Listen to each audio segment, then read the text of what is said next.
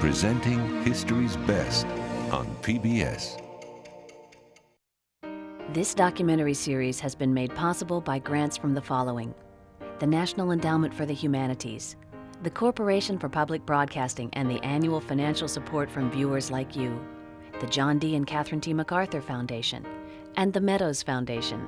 Additional support has been provided by the Arthur Vining Davis Foundations, the Summerlee Foundation, and the following organizations and individuals.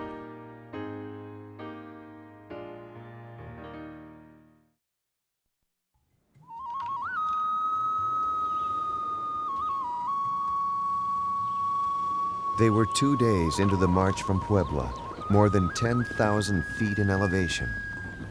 Tomorrow, the soldiers of Winfield Scott's army would glimpse the Valley of Mexico. There, they knew they would find Mexico City and an army led by General Antonio Lopez de Santa Anna. As the U.S. troops shivered in the cold, a few may have reached for their copies of William Prescott's History of the Conquest of Mexico to read of what Cortez and his men had seen 300 years earlier. The Valley of Mexico, or Tenochtitlan, as more commonly called by the natives, was spread out like some gay and gorgeous panorama before them. And in the center of the Great Basin, like some Indian empress with her corona of pearls, the far-famed Venice of the Aztecs. Such was the beautiful vision which broke on the eyes of the conquerors.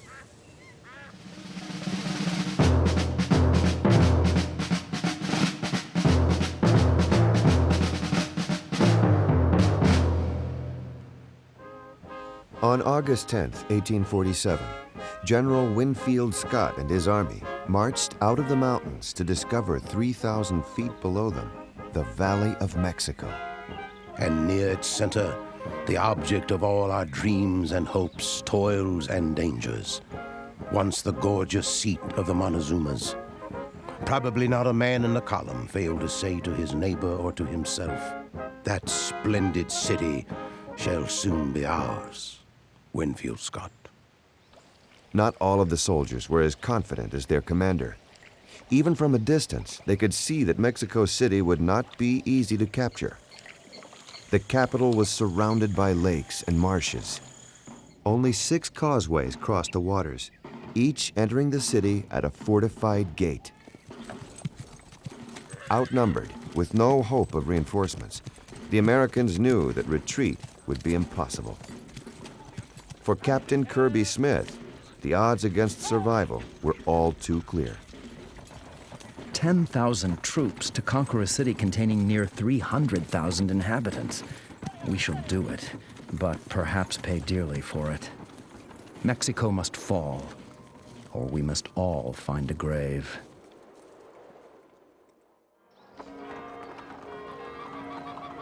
In Mexico City, church bells sent a frantic alarm echoing through the streets. The unthinkable had become a reality. The Yankee troops were approaching the capital. Since his return from Cerro Gordo, Santa Anna had worked feverishly to rebuild his army. Bells were forged into cannon and closets ransacked for old muskets. Thousands left their jobs to join the National Guard, the pride of the city. My battalion was formed by bricklayers, tailors, carpenters, in a word, craftsmen. It was called the Independencia Battalion. Our weapons were poor because, being laborers, we were only able to buy old flintlocks. Private Perfecto Falcon. Between new recruits and loyal veterans, Santa Anna managed to raise an army of more than 25,000 soldiers. Most of the troops were positioned at strategic points around the city. The rest would meet the Yankees east of the capital, at El Peñon, a prominent hill overlooking the National Road. Shouts and cheers filled the air as 7,000 National Guardsmen under Santa Anna's personal command marched toward El Peñon to defend their city and their nation. Vivas to the army, to General Santana, and to the Republic rang out from all sides. The families run in masses to the streets following the troops. The brother tears himself away from his brother's arms. The wife marches at her recruit's side. The blushing lover tries to appear calm, but tears give her away. The mother cries, watches, implores for her son's safety. And the prayers and the pleas are drowned out by the monotonous sound of the military bands. Guillermo Prieto. On August 12th, the American advance guard reached a crossroads 30 miles east of Mexico City. But to Santa Anna's surprise, Scott avoided El Peñón entirely, circling around the capital to the south. It's a turning movement. It's a classic turning movement. He has turned Mexican defenders out of their position without firing a shot. And that is the genius of Scott in this war, his ability to do that. Santa Anna quickly reformed his defenses, placing 20,000 soldiers in a 5-mile line between Scott and the city. To the U.S. general's east lay soggy marshland and lakes. To the west was a massive field of hardened lava, a no-man's land of sharp, jagged rock called the Pedregal. Santa Anna now had the U.S. Army's approach to the capital blocked. The strategy might have worked, but for the actions of one of Santa Anna's rivals. General Gabriel Valencia was ambitious and powerful, and he saw victory on the battlefield as his path to the presidency. Against orders, he advanced to a position near the village of Contreras. From there, he hoped to engage the U.S. Army and win glory for himself. Valencia thought his flank was protected by what everyone knew as the impassable terrain of the Pedregal. But on August 19th, the Mexican general was shocked when 3,500 U.S. troops appeared out of the volcanic wasteland. On Scott's orders, Robert E. Lee had found a way across. Valencia was now in danger of being cut off from the main body of the Mexican army. Desperately, he appealed for reinforcements. But Santa Anna refused. Valencia is an insubordinate sot, Santa Anna said. Let him spike his guns and retreat. That night, U.S. troops devised a bold plan, a surprise attack on Valencia's rear. Someone was needed to cross the Pedregal and return with more troops. Robert E. Lee volunteered. Working through the night, his way illuminated only by flashes of lightning and the dim light of a lamp, Lee picked his way across the treacherous field of lava and brought reinforcements back. Scott called it the greatest feat of physical and moral courage performed by anyone during the entire campaign. At daybreak on August 20th, U.S. troops launched their attack.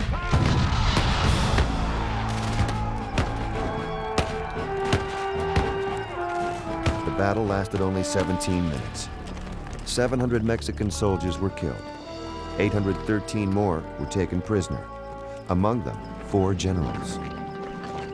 What has occurred is the result of the stupidity committed by the disobedient Valencia and the inconceivable conduct of Santa Anna when he stood by as a motionless spectator watching the ruination of his rival. It is not the first time, nor will it be the last, that the criminal desire of generals to surpass one another results in the loss of nations. Manuel Gómez Pedraza. Valencia's retreat spread panic through the Mexican ranks. Soon the road to Mexico City was crowded with fleeing soldiers. Scott's troops gave chase. The double quick was sounded, and the whole advanced at a run. We soon reached the road and turned in hot pursuit. Captain Kirby Smith. The key to the Mexican army's safe retreat was the crossing at the Churubusco River. Santa Anna had ordered the bridge there held at all costs. From behind the fortified walls of a former monastery, Mexican guns raked the ground in front of the advancing U.S. troops. Immediately in front of us, at perhaps 500 yards, the roll of the Mexican fire exceeded anything I have ever heard. We were exposed to a dreadful crossfire which could scarcely be resisted. Captain Kirby Smith. Heads of columns were swept away like chaff, and companies cut in pieces. Lieutenant Holloway was cut down while talking with me, and I thought of the passage, "One shall be taken, and another left." Lieutenant John James Peck. Slowly, the firing from the Mexican guns at the monastery and bridge began to taper off. Ammo. Where's the ammunition? Those words could be heard all over the place. Soldiers ran from one post to the next to ask their comrades if they had any cartridges. Private Perfecto Falcon. Colonel Juan Cano, the engineer who had advised Santa Anna at Cerro Gordo, was responsible for the fortification of the monastery. Cano and his soldiers now waited desperately for Santa Anna to send more ammunition. When it finally arrived, the bullets were the wrong caliber. It was said those brave men tried to load their rifles with stones. More than once, white flags fluttered at the monastery, only to be ripped down by soldiers from the San Patricio Battalion, American deserters who had crossed over to the Mexican side. Many of them were Irish. Most were Catholic. The San Patricio Battalion of American deserters who knew they were going to get hanged if they were captured really stiffened the backbone of the resistance and resulted in a more serious battle, I think, than Scott had any reason to expect. It was expensive. Because Scott couldn't spare a man in this campaign. He was down now probably to about 8,000 people, effectives. After nearly 3 hours of savage fighting, Scott's forces overwhelmed the monastery, taking the defenders at bayonet point. The day-long battle from Contreras to Churubusco left a trail of bodies on the ground that stretched for miles. The Americans suffered more than 1,000 casualties. Santa Anna lost 10,000 men, a third of his troops. 3,000 were taken prisoner, including 8 generals, 2 of them former presidents of Mexico. Perfecto Falcon of the Independencia Battalion managed to escape. For him, there would be no more fighting. We came into the city, and I changed my clothes, leaving the blue trousers with yellow stripes behind. And I went home to tell about all that had happened. Perfecto Falcon. Once again, his army was broken and in retreat. Still, Santa Anna searched for a way to hold on to his command. That same evening, he sent envoys to Scott's headquarters to propose a truce. Scott agreed. Willing to leave something to this republic of no immediate value to us, on which to rest her pride, I halted our victorious corps at the gates of the city.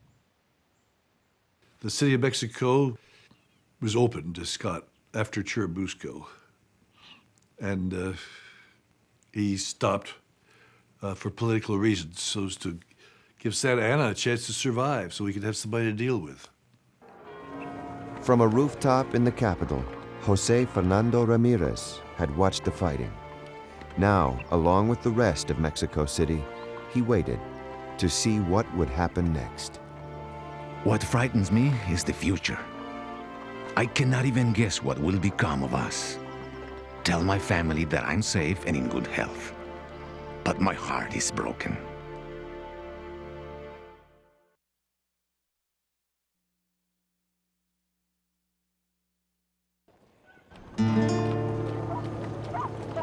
The fighting had stopped.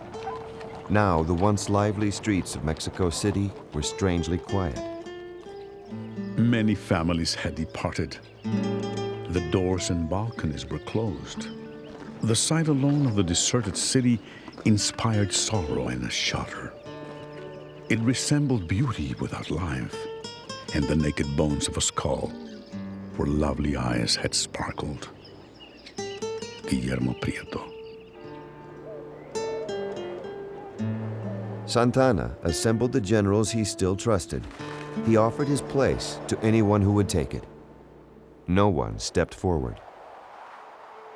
Now that Scott was at the gates of the capital, Santa Anna decided to accept the United States' offer to negotiate a peace. At least it would buy him time. On August 27th, U.S. diplomat Nicholas Trist and 4 Mexican commissioners began their negotiations.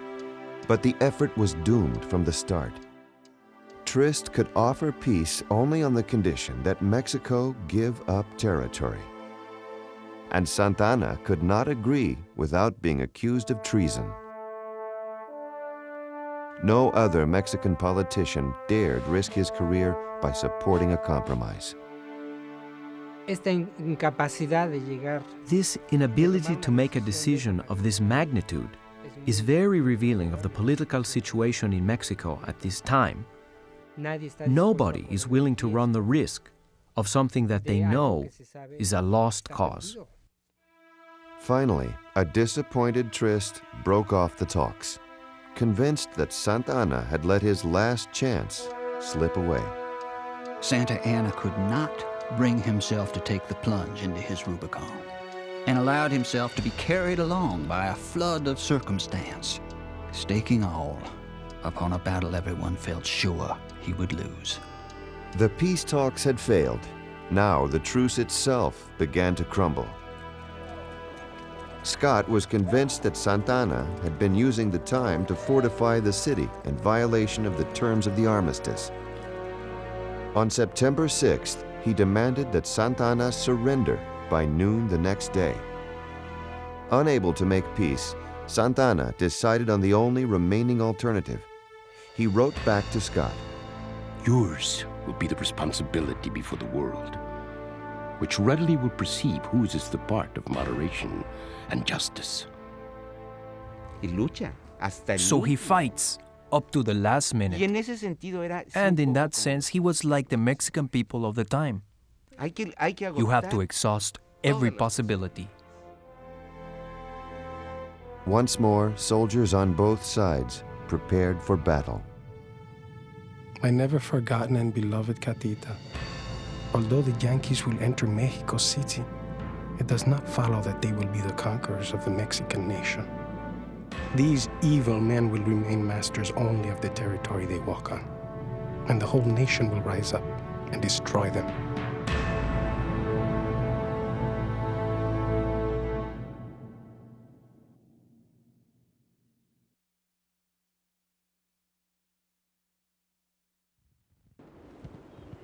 The truce was over. The battle for Mexico City would soon begin. Scott ordered his engineers to scout the causeways into the capital. There were 2 possible attack routes, one from the south, through the gate of San Antonio, the other from the west, through the gates of San Cosme and Belén. On the western approach was an old flour mill called Molino del Rey. Rumors spoke of stockpiles of gunpowder there and a foundry where bells were being turned into cannons. Scott ordered the mill captured. As evening touched the American camp, Captain Kirby Smith took a moment to write his wife. My dearest, I almost despair when I reflect upon the destitute situation in which you will be left, with the 3 children dependent on you, should I fall in the coming battle. Tomorrow will be a day of slaughter. I am thankful you do not know the peril we are in. Good night.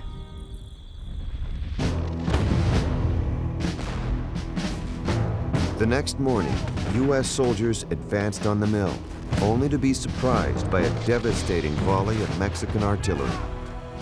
Soon, 3,500 U.S. troops found themselves engaged in a desperate battle with Mexican forces numbering 10,000. The bloody fighting raged for more than 2 hours. Time and again, U.S. soldiers charged into the fearsome fire. Our troops fought like heroes, said Lieutenant John Peck, and were mowed like grass. The battle for Molino del Rey cost Scott's forces some 800 casualties. Among the dead was the temporary commander of the light infantry, Captain Kirby Smith. For Santa Anna's troops, the toll was far higher. Surprised by the persistence of the American attack, the Mexican forces slowly withdrew. As the U.S. troops searched the buildings, they were forced to accept a bitter irony. The cannon works so many had given their lives for did not exist. Inside the gates of Mexico City, the residents could only wonder when the final attack would come. The church bells, which have been silent for many days, ring only to spread the alarm. Half the inhabitants crowd the rooftops to see what their fate may be, while the other half lock themselves indoors or rush to prepare to defend themselves to the last. Jose Fernando Ramirez. Santa Anna stationed troops and artillery at the southern and western gates to the city and at Chapultepec Castle, which dominated the approach from the west. Now he waited to see from which direction the U.S. forces would launch their assault on the capital. For Winfield Scott, the stakes had never been higher. One of every 5 soldiers who had marched into the valley with him had fallen. Another costly battle like the one for Molino del Rey would be his last. Finally, Scott made his decision. He would attack Mexico City from the west. Against the advice of some of his officers, the general ordered an assault on Chapultepec Castle.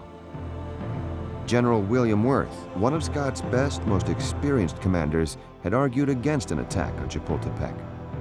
After the decision, he was heard to mutter, "We shall be defeated."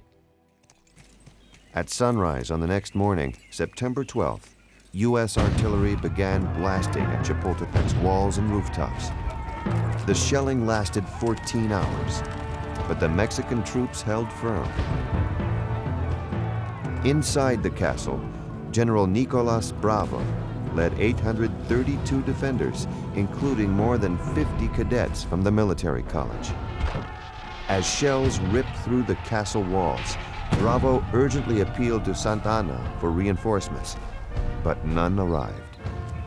Santa Anna was constantly crossing the avenue, ordering soldiers to march, searching out the most dangerous places with reckless valor. I see him now, with his Panama hat, whip in hand, his overcoat and pants of whitest linen. His actions served no purpose, and just as he cannot be called a traitor, he cannot justly be considered a good general. Guillermo Prieto. Colonel Juan Cano, who had helped fortify the Mexican positions at Cerro Gordo and Churubusco, worked desperately to repair Chapultepec's battered defenses. Cano knew time was running out. That night, he ordered his brother, Lorenzo, to take a sealed message to their uncle. It was a request for supplies, Juan Cano said, nothing more. When Lorenzo delivered the message, he learned otherwise. Querido tío, Dear uncle, I am certain that tomorrow we shall die. I don't want my elderly parents to suffer the unbearable grief of learning that 2 sons have died at the same time. So I beg you, keep my brother Lorenzo from returning to my side. If he were here at Chapultepec, I am sure he would die with me. Juan Cano. As dawn broke the next morning, the U.S. infantry advanced towards the castle. Guillermo Prieto watched as the soldiers marched through a forest dating back to the time of the Aztecs. My forest, my childhood paradise, my playground of youth. To see it bruised and wounded, trampled by the invader, tormented me as if I were seeing my father's body stepped on and humiliated. Guillermo Prieto. 500 volunteers made up the lead assault party. Following Army tradition, they called themselves the Forlorn Hope. With scaling ladders in place, the men scrambled up and into the face of the Mexican guns. The Yankees climbed like goats. Clearing all the rocks and thicket, they came to the main door of the top plaza, trampling over everything. There they bumped into Colonel Cano, very resolute with gun in hand. Two of them asked for his sword. He shut their mouths with a gun. They fell on him and killed him. At the height of the battle, 400 Mexican sharpshooters from the San Blas Battalion charged up the hill in a courageous attempt to join their comrades. But the reinforcements arrived too late, and most were cut down trying to reach the castle. The assault on Chapultepec ended in bloody hand-to-hand fighting that spared few of the Mexican defenders. Among those who fell were some of the Mexican cadets, the youngest just 13 years old. 6, it was said, chose to die rather than surrender. They would become national heroes in Mexico, the boy heroes of Chapultepec. Legend holds that one of them, Juan Escutia, wrapped himself in Mexico's flag and plunged to his death from the castle wall.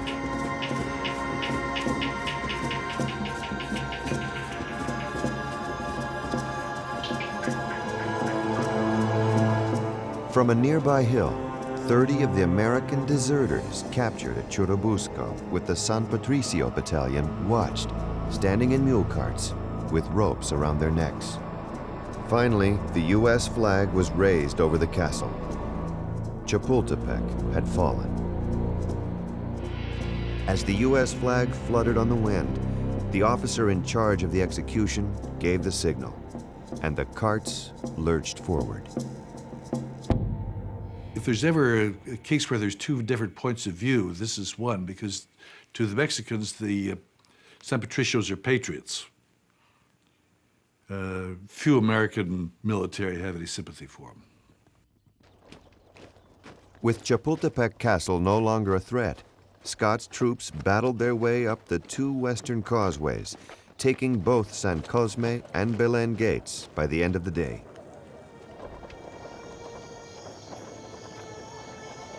That night, Santa Anna met with his key commanders and several political leaders to decide the city's fate. I think among the most tragic moments in the history of Mexico is that night, September 13th, when the last recourse, the last possibility, or nearly the last possibility, of defending Mexico City was exhausted. And evidently for General Santa Anna, it's terrible to have to accept that he's failed again. A little after 11 o'clock, a carriage came for General Antonio Lopez de Santa Anna. Later in the night, some 9,000 troops followed him out of the city.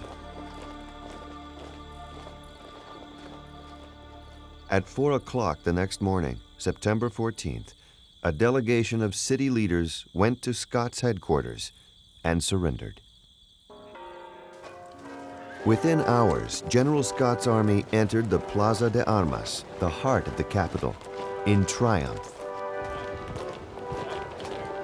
Some resistance did come from an unexpected quarter. Santa Anna had emptied the jails, and the prisoners joined thousands of beggars and indigents coursing through the streets. Only a few had weapons. Most could only heave stones at the invaders.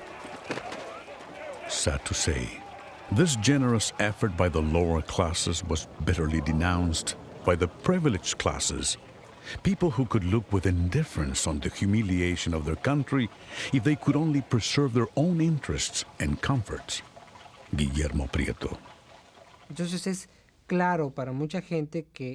It's very clear to many people that if these lower class people are armed, they will conquer Scott's 10,000 soldiers and continue with a nationwide social revolution. This could not be permitted. They'd rather lose whatever there is to lose against the United States than risk a social upheaval that could wipe the privileged classes off the map. As the Americans tightened their grip on the capital, Santa Anna resigned his presidency. Manuel de la Peña y Peña, the Chief Justice of the Supreme Court, became president of Mexico. Within a month, Peña y Peña ordered Santa Anna court-martialed and stripped of his command. Wanted by his own government and pursued by U.S. soldiers, Santa Anna finally fled to exile in Jamaica. In a farewell message to the country, he defended himself with a familiar blend of self-pity and pride. Fellow citizens, misfortune has deprived me of the incomparable satisfaction of presenting to you a splendid victory. But never have I committed a crime against my country. A good name, when I am gone, is the height of my ambition. I have wished all that is great and glorious for Mexico, and to obtain it, I have not spared even my own blood. This you know, and will do me justice.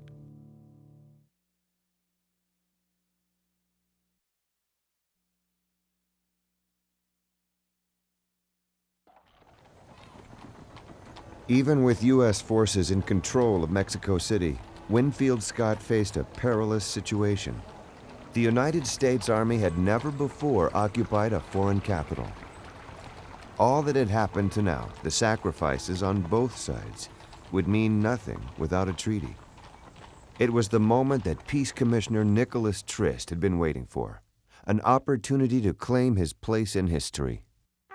But before the talks could start, Trist received a stunning dispatch from Washington. He had been fired. October 6, 1847.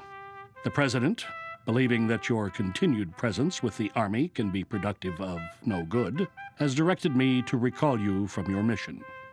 He has determined not to make another offer to treat with the Mexican government. They must now sue for peace. James Buchanan, U.S. Secretary of State. Interim President Manuel de la Peña y Peña urged Trist to stay. For weeks, Mexican leaders had struggled to form a government stable enough to even attempt negotiations. At this time, it was necessary for the Mexicans to negotiate because they were afraid of losing all of their territory, or even more territory than that already occupied in the north and demanded by the United States. In Mexico, Trist was trusted by both sides. Without him, everyone feared the negotiations would collapse. Pressed by both Scott and Peña y Peña to remain, Trist made his decision. In a condescending 65-page letter, he informed Buchanan of his intention to disobey his president. If the present opportunity be not seized at once, all chance of making a treaty at all will be lost, probably forever. Trist knew his response would take weeks to reach Washington, and more weeks would pass while an angry reply worked its way to Mexico. Meanwhile, he would try to negotiate a peace. The talks lasted 2 months, but by late January of 1848, Nicholas Trist and the Mexican peace commissioners had agreed on most of the terms of a treaty. The United States would pay Mexico $15 million. The lands of Upper California and New Mexico would be ceded to the United States. The Mexicans fought very hard not to cede New Mexico. They fought to keep Southern California, which was also more inhabited by Mexicans, and above all, they fought for the area from the Nueces to the Bravo. These were the lands over which blood had first been shed. But here Trist would not give in. The border with Texas would be drawn at the Bravo, the Rio Grande. For the Mexicans living in the territory transferred to the United States, there would be a choice. They could stay on their land and choose either U.S. or Mexican citizenship, or they could leave. Most would choose to stay. The border is created, this artificial political border, and suddenly a family, part of the family is on one side, and the other part of the family is on the other side. So it splits families, it pulls them apart. And they are suddenly not only on opposite sides of the border, but politically, because the war continued to be fought in many respects, although no longer militarily. They are now, in that sense, enemies. Although they don't construct themselves that way, or they don't see themselves that way. On February 2nd, 1848, Trist and the Mexican commissioners met in the town of Guadalupe Hidalgo, near the Basilica of the Virgin of Guadalupe, the patron saint of Mexico. Here they signed the document that would become known as the Treaty of Guadalupe Hidalgo. Years later, Trist told his wife Virginia that at the time his sense of duty had forced him to hide his feelings. During the signing, one of the Mexican commissioners, Jose Bernardo Couto, remarked to Trist, "This must be a proud moment for you. No less proud for you than it is humiliating for us." To this, Mr. Trist replied, "We are making peace. Let that be our only thought." But, said he to us in relating it, could those Mexicans have seen into my heart at that moment, they would have known that my feeling of shame as an American was far stronger than theirs could be. The treaty arrived in Washington on February 19th. Polk was still incensed at Trist's insubordination. But the president was also worried that extreme expansionists would try to prolong the war. Finding the treaty itself acceptable, Polk submitted it to the Senate without changes. He knew that ratification would face strong opposition from those who wanted to take all of Mexico. A force must be poured into the country sufficiently powerful to overawe resistance. It is a glorious prospect, this annexation of all Mexico. New York Herald. But there were others in the Senate who feared the consequences of granting citizenship to Mexicans. Among them was John C. Calhoun of South Carolina. We have never dreamt of incorporating into our union any but the Caucasian race, the free white race. The greatest misfortunes of Spanish America are to be traced to the fatal error of placing these colored races on an equality with the white race. In the end, the moderates prevailed, and the U.S. Senate approved the treaty. The United States' dream of manifest destiny was now a reality. From the Atlantic to the Pacific Ocean, the nation had become a transcontinental power.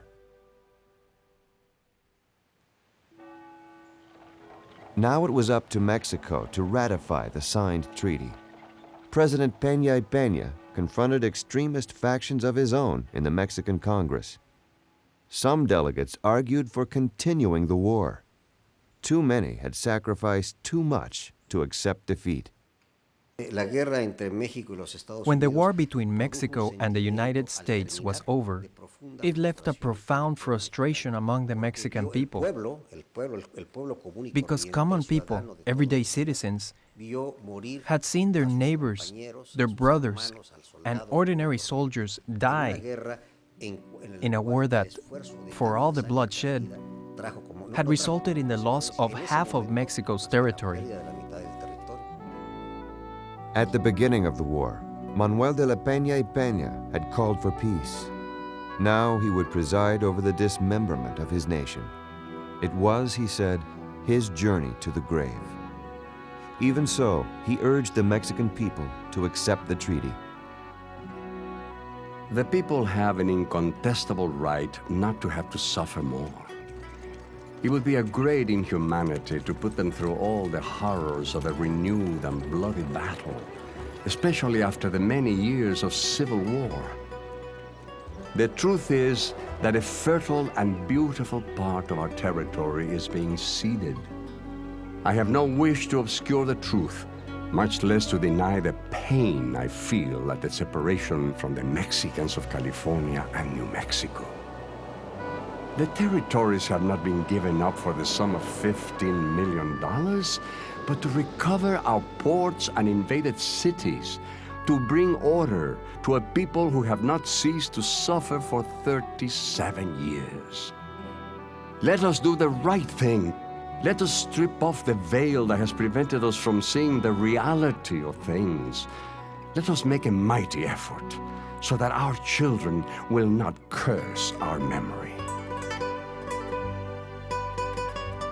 On May 30th, 1848, the Mexican Congress approved the treaty.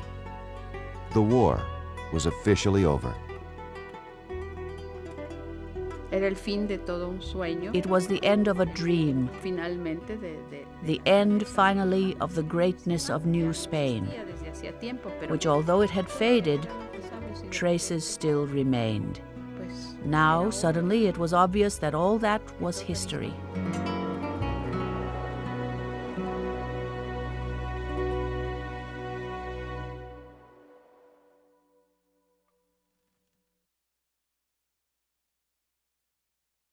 I think the biggest thing that Americans have to realize is that the Mexicans have not forgotten this.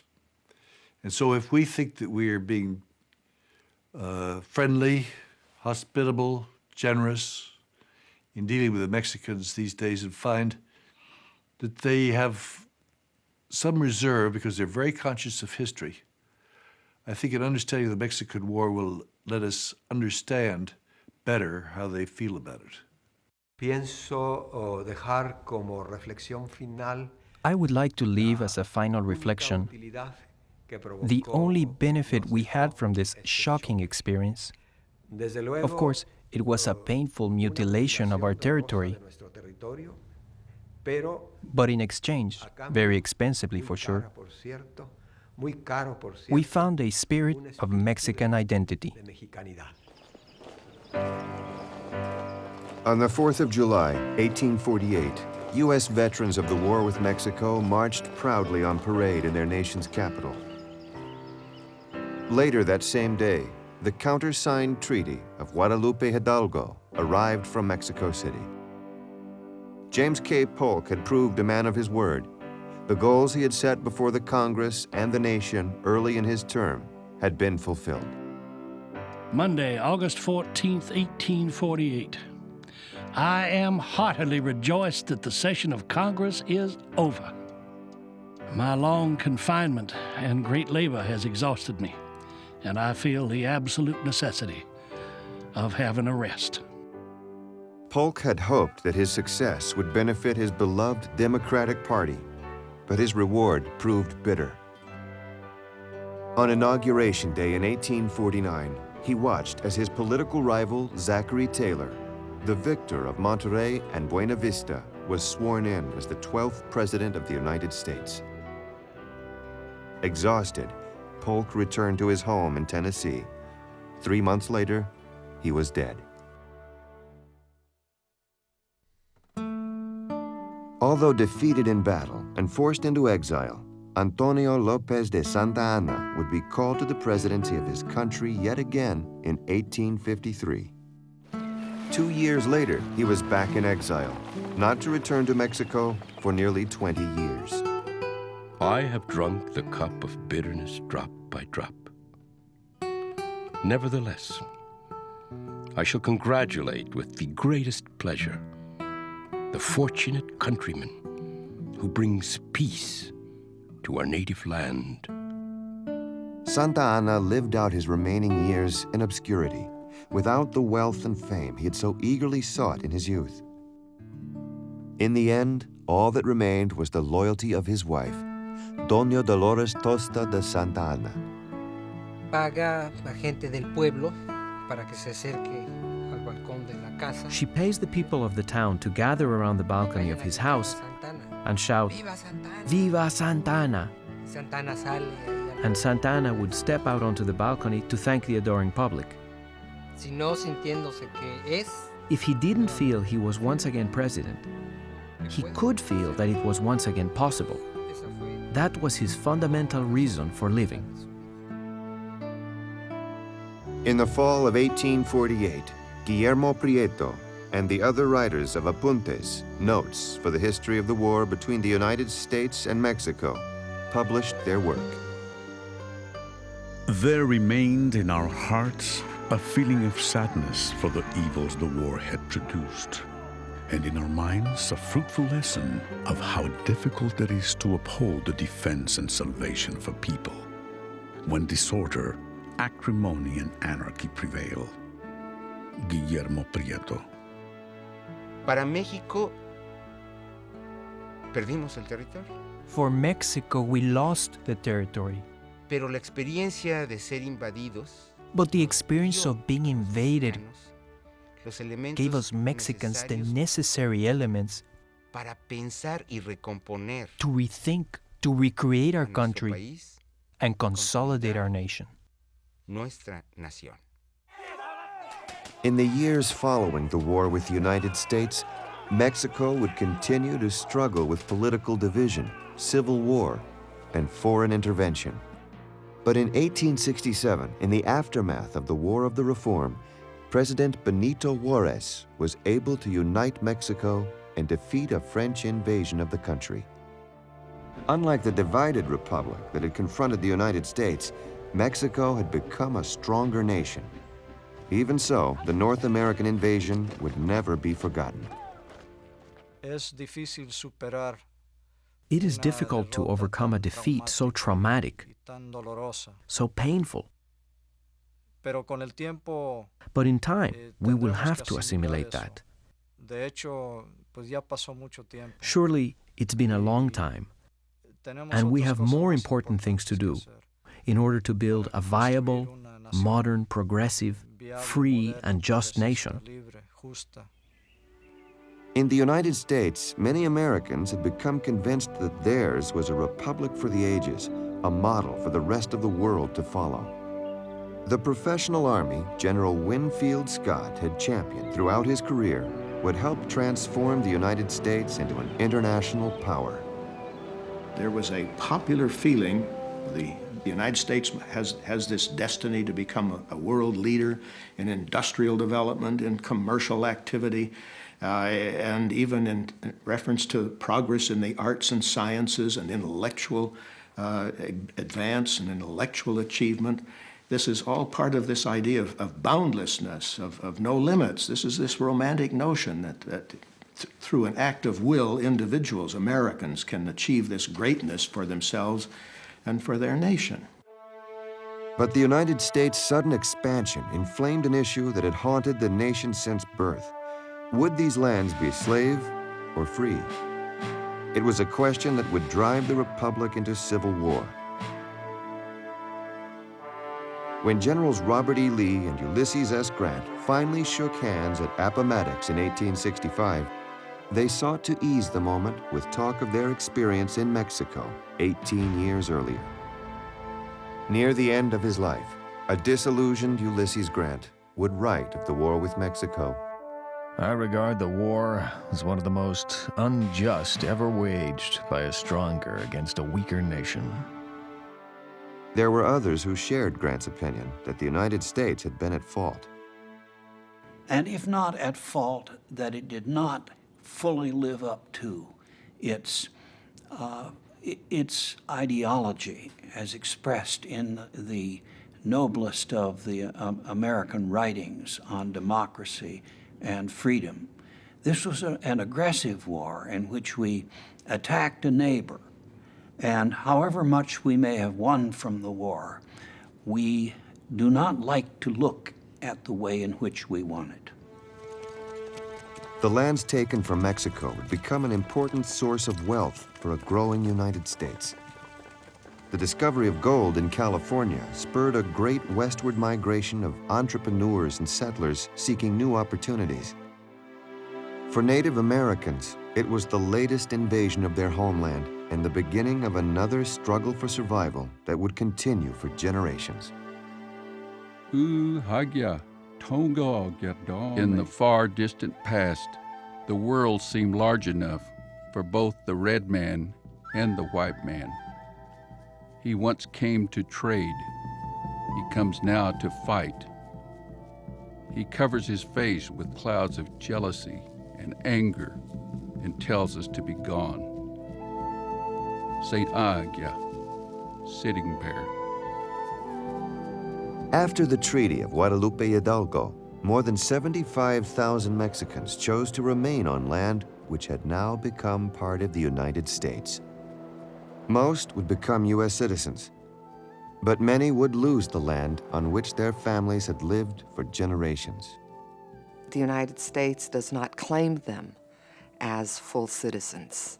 As a matter of fact, immediately almost sets up multiple barriers and multiple obstacles so that they are not considered full citizens, neither they nor the indigenous peoples that were already here either. And Mexico has lost sight of them, has lost them. So what of them? Who, not only who are these people, but they don't have, now they don't have a homeland and they don't have a nation. In California, even the wealthy Mariano Vallejo was unable to retain his place in the new order. In what many believed was a violation of the Treaty of Guadalupe Hidalgo, Vallejo was required to prove the validity of his land grants from Mexico. The legal battle forced him to sell much of his property to pay lawyers. In the end, he lost the rest to Yankee mortgage holders. The wheel of fortune is very fickle, Vallejo would write. It hit me among the first. At the time of his death in 1890, all that remained of his once vast estate was 228 acres, 2 horses, and a cow. The violence is not just military, but it is a violence of the soul. It is a violence of the spirit, by those who commit that violence as well as by those who are on the receiving end. And from my perspective, we still live that violence. That violence has not healed. We live with the consequences of that violence. And for me, for us to go beyond that is to come to terms with it, is to acknowledge it. In 1947, Harry Truman became the first U.S. president to ever visit Mexico City. Unexpectedly, Mr. Truman makes an out-of-the-way stop at the Chapultepec Monument. Here he pays a simple tribute to the memory of Mexican youths who died 100 years ago defending their nation's capital against an American army. All Mexico was tremendously moved by this act. Truman brought to Mexico a promise. To observe the doctrine of non-intervention. What it means is that a strong nation does not have the right to impose its will by reason of its strength upon a weaker nation. The sooner we Mexicans confront how we have been in the presence of the United States, the better we'll be able to relate to the North Americans. Enough of myths that we are the victims of imperialism. Yes, certainly we were, and we were many other things as well. Our conditions in Mexico helped the United States and enabled it to do what it did, and to some degree, what it is doing even today. So for me, it seems that the war is a very important example of what Mexicans should recognize about how we were, what enormous problems we faced in such a critical time as the war, because it is absolutely necessary that we demystify our relations with the United States at a time when we are resolving new boundaries in terms of geopolitics, culture, and economics. And I think that war, studying that war, it will help for a better future for those two countries that cannot change geography. They have to live together.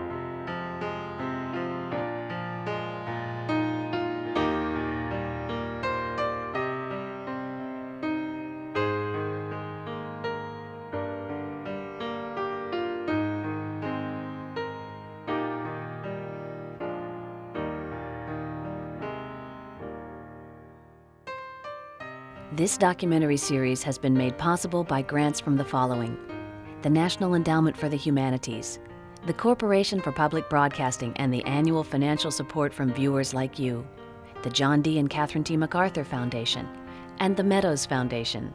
Additional support has been provided by the Arthur Vining Davis Foundations, the Summerlee Foundation, and the following organizations and individuals.